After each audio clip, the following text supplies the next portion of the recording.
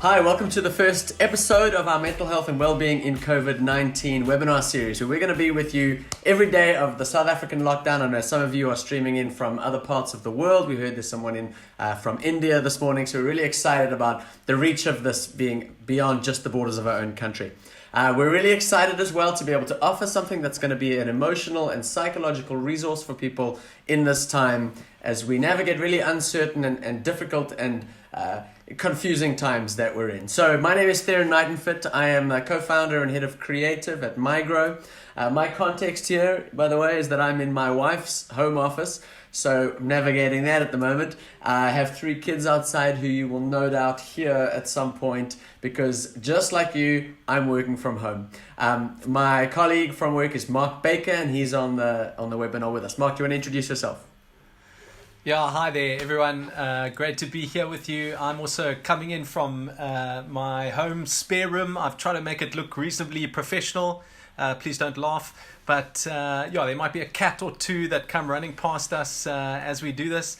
But I'm the CEO of Mygrow. I'm a psychologist and I'm really excited to be with you on this series. I think let's jump right in. Theron, do you want to take us through why we are actually doing this series? Sure, can do. Let me explain the thinking and the reason for why Mygrow has sort of stepped up to answer this call. We've seen around the world how COVID has wreaked havoc on the economy, on the health systems of different countries around the world. And here in South Africa, we have the benefit of being able to look and see what other countries have done and perhaps learn from some of their mistakes. It's been really encouraging for me as a South African to be so proud of our president and our government for taking some really decisive action. Now, one of the things that we've learned as we've looked around and seen how other countries have dealt with this is that the mental health implications of this season, of this moment, have been largely unaddressed or ignored up until this point. In fact, China recently, towards the end of January, released something saying, for the countries around the world, saying you guys need to think about mental health and psychological support as being part of your public health response. What's interesting is we haven't seen that actually after the fact with America or different places. In fact, the World Health Organization still hasn't suggested any kind of psychological solution or help in this time. And this is something that's going to be affecting everyone, not just those who actually contract the virus.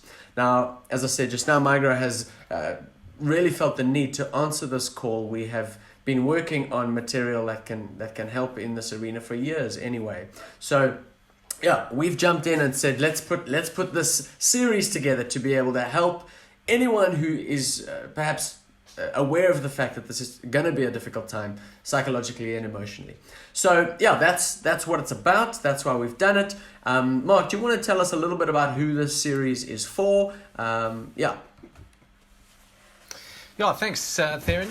I think the series has really been designed for anybody, whether you at home alone with the kids, whether you with your partner at home, whether you're still needing to work in one of the essential services, whether you're isolated as an individual, or whether you're with a group of people that you do or don't want to be with. I think this series is really going to just empower you with the tools you need to flourish in this time. And so, Theron, can you take us through some of the elements that we're going to be having in each one of the webinar episodes? Yeah, so as you no doubt have seen already, there's going to be a lot of discussion. Mark and I are going to be interacting quite informally throughout these webinars. We're also going to have some guests that'll come in. But the things that we're going to be discussing are the other 2 circles that you see in that Venn diagram. You are going to be learning some things throughout this process, things that are going to help you to process how to be locked in at home, how to be in this season of so much change and uncertainty. You're going to learn some really interesting and powerful tools that are going to empower you to react. But of course, as Mark just shared, your context is different. Everyone is coming from a different context. I have kids outside, Mark has cats. You guys may be in a home share, you may be living alone. Everyone's context is different, and so the application of what you're going to learn is of course different as well. Let me just quickly jump on and talk about a roadmap for the series before we dive into this first episode. As you can see here on the slide, we've got there in the top section there, we've got a yellow section of what is this episode going to be about. And it's about looking at this time, understanding this moment as a season or a time for growth, and it really is. And hopefully we can We can sell you that vision so that you can be inspired and motivated to make the most of the next 3 weeks, of the next 6 months, whatever this time of uncertainty is. I'm not going to go through too much detail the rest there, but you can see we've got 3 weeks, which coincides with the South African lockdown. If you're beaming in from other parts of the world, your context, of course, is different. But we're going to be looking through some of these things. I'm not going to read them now. You can have access to these later. Okay, so that's essentially what you can expect from this. Mark, do you want to talk a little bit about the two-angled approach that we're going to be taking with the webinar and with Mygrow? The resources. Yeah, thanks, Theron. So Theron's just shown us essentially a roadmap of the webinars that you can see on the left over there. And a whole big document overview with more details on the webinars will be made available on Mygrow, which is that blue section on the right-hand side, which is an online platform that's going to be journeying with you every day as we go through this webinar series. And on Mygrow, you can find not only an overview of what this webinar series is about, but a whole host of other resources that you can see over there. So there's going to be all sorts of articles, there's going to be EQ techniques that you can find, different education aspects with more webinars to go a little deeper. Really just a whole host of resources to bulk up this time and give you and your families everything that you need to flourish in this time. So I think without much further ado, Theron, why don't you just take us through exactly what we're going to focus on in this episode 1? Sure, will do. Before that, let me just say we are going to be mentioning at the end of this webinar how you can access your free trial for Mygrow. So hang tight. All those resources Mark mentioned will be available through Mygrow, but you'll have to log in for a free trial at the end. So we'll give you those details coming up. Okay, so this episode is called A Time for Growth. Now, this time, I guess, by many people hasn't been seen as a time for growth. There's been a lot of fear coming into this moment, I think. There's been a lot of anxiety. We've seen, at least in South Africa, and I think in different parts of the world, panic buying in the shops. People don't know what's going to happen. There's a lot of negative emotion associated with this. But what we want to say, what we want to remind you of, is that actually it is in the hard times when you grow. I think the best example of this is actually physically in your muscles. You can't grow your muscles. You can't get fitter if you don't push them, if you don't strain yourself, well, not in an injury sense, but if you don't actually push your muscles to be sore, to be tired, unless you do that, they don't grow. So it may feel uncomfortable, but that's where growth comes from. You don't get strong. You don't get fit by sitting on the couch eating potato chips. So this moment that we're heading into, it might be tough. It is going to be tough. But there is the chance to grow. And the reason for that is because of the kind of creature that we are, human agency. If you compare humans to pretty much any other kind of animal or any kind of creature, you can actually see how incredible we are as a species. I am an unashamed humanist. I believe that the power that humans have, the agency that humans have, is incredible. You know, you can take any different animal and you can look at them and you can see the thing that they're good at. You know, a mountain goat maybe is good at not falling on rocks up on a high mountain slope. A squirrel is really good at jumping from one branch to another. Squirrel's not so good at playing music, as you can see in the slide. They don't write poetry. They don't do art. They don't create sport.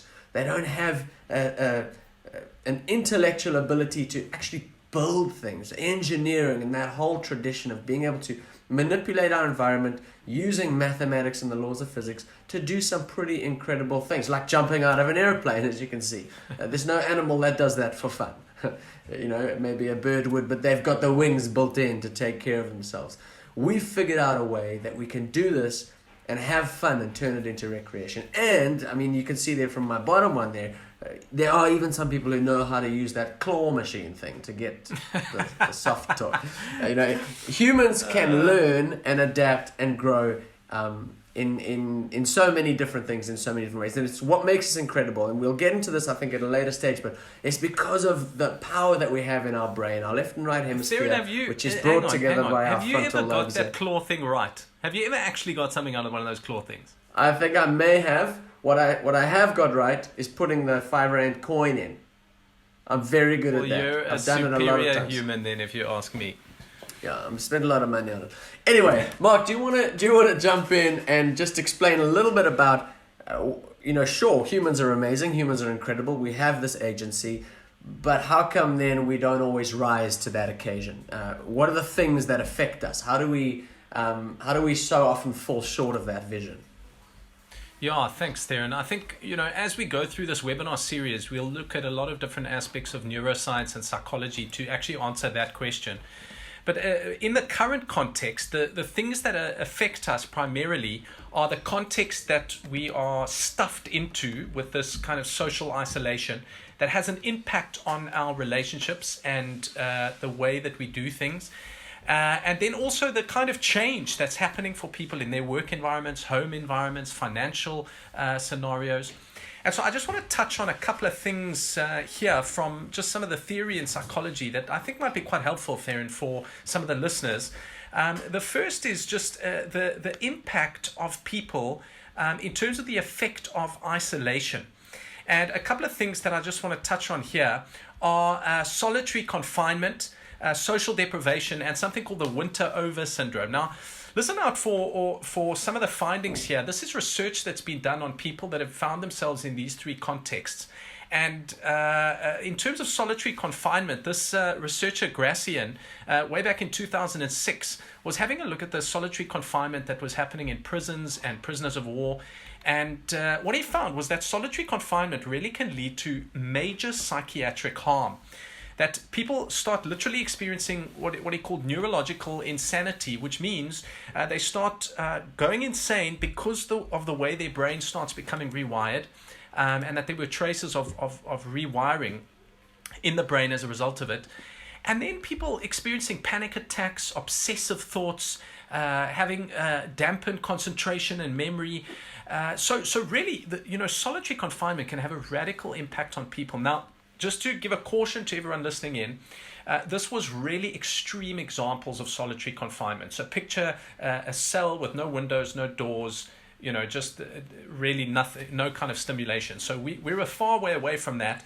But it's just to give us an idea that, wow, solitary confinement really has a massive psychological impact on us. Then the next thing is social deprivation. This research from Ager and colleagues back in 2002 was done on refugees.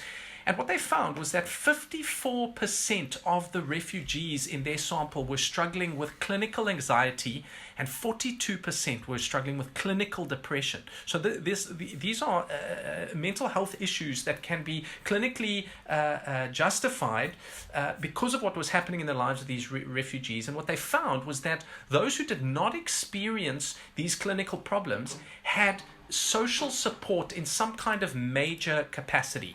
In other words, they had access to family or friends or a church community. So it was really radical, the impact of the social environment compared to those who had social deprivation. Then in terms of something called the winter over syndrome. Now this is very interesting for those of you that are going to be stuck inside with the same group of people for extended periods.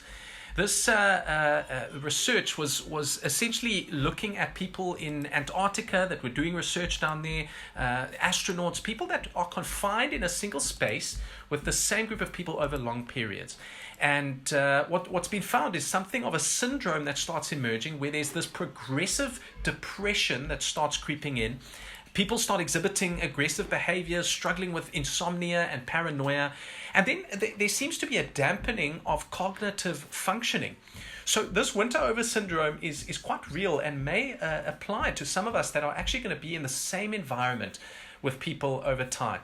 So just to be aware of the fact that there really are some clear psychological effects of isolation. And Theron, I don't know if you just want to jump in and just mention the impact of context and isolation.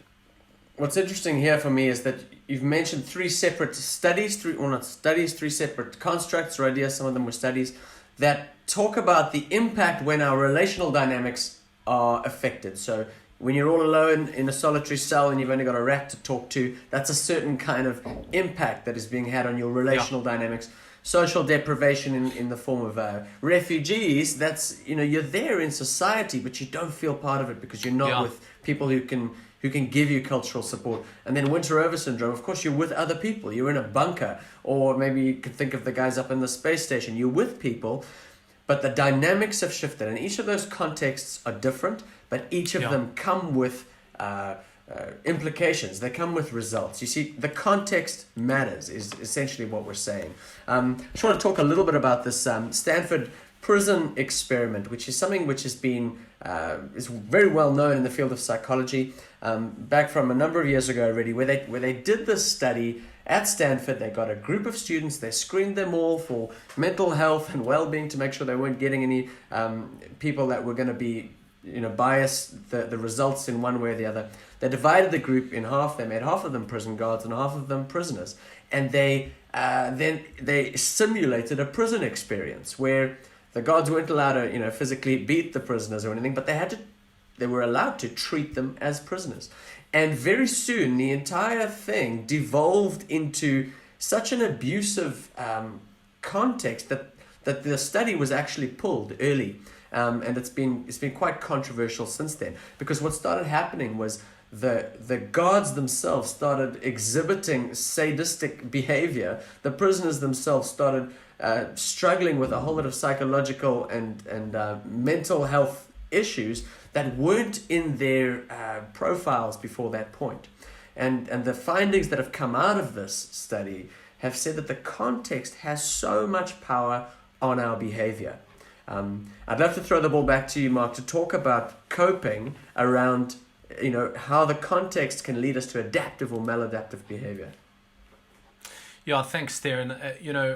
Two of the big researchers in the field of stress and coping are Richard Lazarus and Susan Folkman, who back in the 1980s were essentially trying to understand how is it that people respond to stress. And the big finding for them was that there were these problem-solving approaches to coping, and then there were emotional-focused approaches to coping. And one of the things that I think we really need to hit home in this webinar is that there are two broad categories of coping that we need to understand for ourselves in this time. The one is what they call adaptive coping, which is really when one is taking on a coping mechanism that will create a future state that is actually going to be helpful and beneficial. You'll see the smiley face at the bottom there. It ends up having relieved the stress. Not relieving the stress, it ends up allowing the person to move towards a place of well-being. Just like that little icon there, taking the time to find a trolley or a cart to move that block on. I have no idea where that icon is moving the block to, but anyway, the block will get moved from A to B, and the person will remain in a state of well-being, as opposed to another type of coping, which is known as maladaptive coping, where the person just responds to the current threat in the most expedient way possible. And you can imagine trying to drag that box across the floor and what that's going to do to your back, what that's going to do to your posture. And eventually, after dragging so many boxes across the floor, it really is going to lead to a state of not a lot of well-being. And it reminds me, Theron, a lot of Barbara Fredrickson's research on the upward and downward spirals of positive and negative emotion. And we're going to get to that. We're going to deal with that in a couple of days, aren't we? Yeah, exactly. Yeah. So really what we're trying to say in this webinar and in this whole series is how can we stay away from maladaptive coping mechanisms and implement certain techniques and certain activities and make use of certain resources that will be given to you through this webinar series and on Mygrow that will help you and I and Theron and our cats and kids to choose adaptive coping strategies so that we can end up at the end of this COVID-19 season in a space of well-being. So, Theron, essentially it comes down for us the two roads that are ahead of us. Yeah, I was sorry for interrupting there. I was going to jump us onto that. Essentially, it comes down to two options. Is it growth or is it not growth? Forgive me for the non-poetic wording there. But essentially, the adaptive ways of coping are going to lead us into ways of dealing with our situation which are going to grow us. I've reminded you at the beginning, this is a time for growth. This is an opportunity for growth. As you can see in the slide, if you're walking to the left there, down the growth path, you know, we've represented that relationally. If you go to the right to not growth, essentially that's going to be a downward spiral where even into the future, you're going to continue to undermine your social and relational interactions and dynamics. Yeah. So essentially, what we are calling for in this time is a recognition of an understanding that you, as a human being, have the power and the agency to make a choice about what kind of person you're going to be in this lockdown. So who are you going to be? I mean, I've got kids. If I think through the way I can interact with my children, if I'm not paying attention to my emotions and if I'm not actually being intentional about how I parent, it devolves into shouting and repeating and saying, why aren't you listening? And you know the story. If you're a parent, you know the story. But do I want to be that kind of person? Or do I want to be someone who's going to spend intentional time? Maybe you guys are in a group share. Maybe you're staying in a house with 5 other people. Are you going to take the time to make your meal times intentional and try to do something a little bit different to build a relationship? Or are you just all going to be on your phones finding out what the current state of the world and the country and the economy is? There's decisions that need to be made. There's choices. Are you going to spend all your time in front of the TV or playing computer games? What kind of human do you want to be in this time? Maybe you want to make sure you continue your exercise or maybe even start a home exercise regime if you haven't done that. Now's the perfect time to start. Relationally, it's the same thing. Are you going to be doing things that are going to build a relationship with your spouse, your family, your housemates, or are you going to devolve by default into habits and into interactions that are going to be damaging in the long term? Maladaptive ways of coping. Let me jump in here and just say, everything that we are going to be sharing through this webinar series and the resources that come along with it, I think are really just going to help each one of us to make better decisions around which way we essentially are going to go in each of our specific contexts. So really exciting just to know that there's so much support that's going to come out of these times. Yeah, I mean, do you want to speak about the smoking slide here? I mean, I don't want to be judgmental about people smoking. Let me just carry on. I'll tell you. Fair enough. Well, it reminds me actually more of something called emotional addiction that we'll get onto in one of the later webinars. Everyone looks at nicotine as this addiction and being negative and unhealthy, but actually we can become addicted to certain emotional patterns that can be equally as unhealthy. As opposed to certain more healthy patterns. And I look at this image and I just think, well, am I going to be sucking out of the world and deflating myself and my health? Or am I going to be contributing to the world and growing the health and contribution to the world? Yeah. So, in a very real sense. To tie back, sorry, but I guess if you're watching us, you can see we're both just so excited about this content, and we really that's why I think why we keep cutting each other off. I'm really excited for this whole series because there is so much great content that we're going to be sharing. I think that's part of why we're just cutting each other off. But I want to reiterate again, the one way of coping, the maladaptive, that stuff often happens just by default. You have to be intentional and choose the adaptive. But there are skills and there are techniques and things that we're going to make available to you. I've made a decision about what kind of human I want to be in this shutdown. I started renovating my bathroom in November last year and it's still not finished. I've got everything I need to finish it during this time. I have given myself a project. You still not finished your bathroom? You need to finish that bathroom. We got the whole family sharing my ensuite in the bedroom, which is it's maladaptive. Anyway, I've given myself a task. I've given myself a project to do, and I want to encourage you to do the same. Maybe you're not a DIY kind of guy like I am.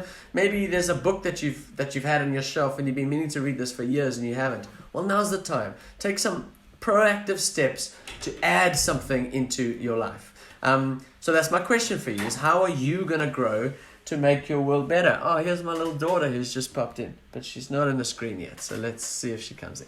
Anyway, how are you going to make your world better in this time? Mark's been really inspired recently from reading the Nelson Mandela's book. So, Mark, do you want to just jump in and share a little bit about how you've been challenged from the long walk to freedom around what Nelson managed to accomplish in remote working, essentially? Yeah, thanks, Theron. You know, we've been looking at Long Walk to Freedom again because we're busy on Mygrow writing the next module, which is on problem solving.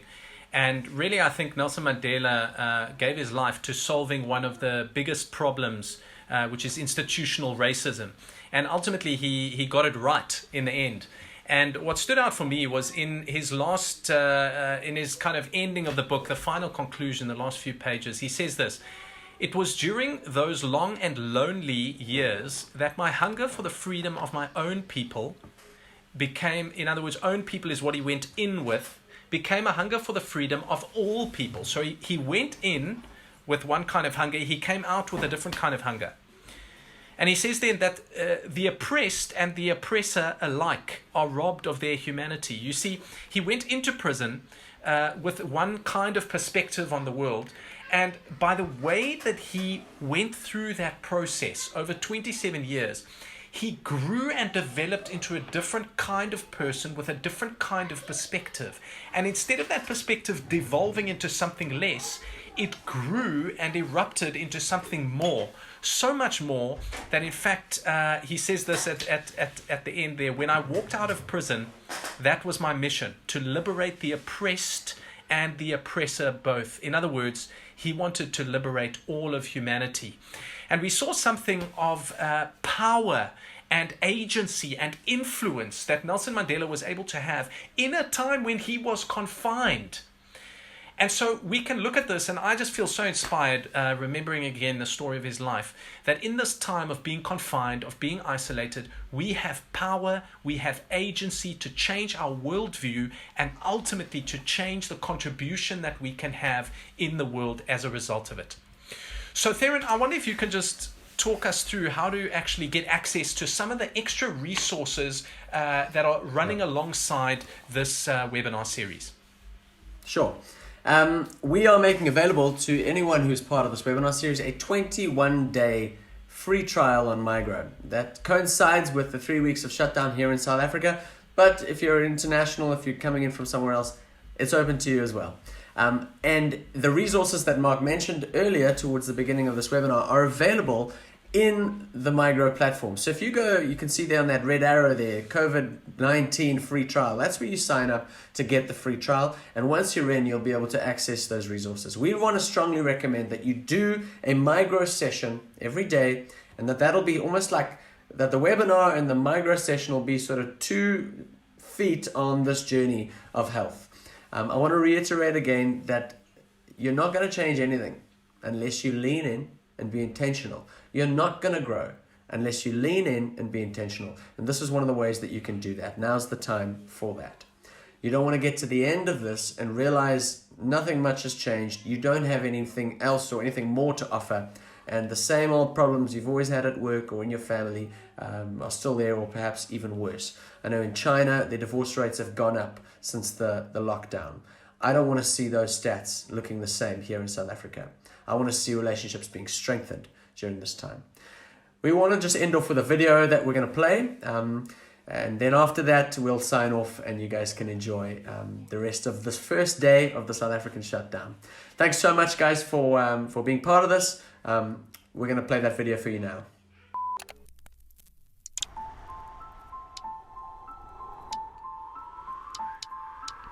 What do you want to be when you grow? Cricket player. Doctor. Astronaut. Kind.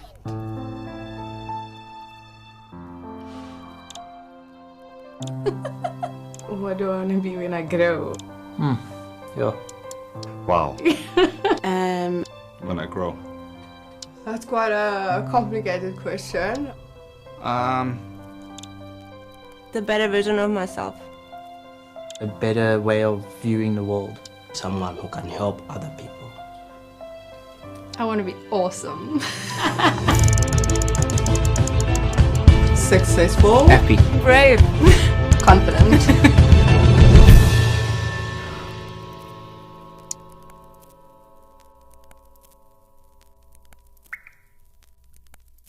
Well, thanks so much for being part of this very first episode on our webinar series that we're going to be doing. Mark, is there anything else you want to add, or should we just let them get back to their day?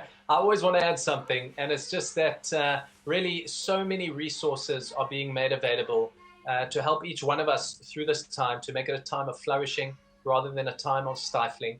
So sign up for your free trial. We'll see you again on Monday at 11 o'clock South African Standard Time for the next webinar. And Theron, you have the last word. The last word is, we might be alone, we might be with others, but we're all in this together, and now's the time for growth. Let's do this. We'll see you guys on Monday. Bye. Cheers.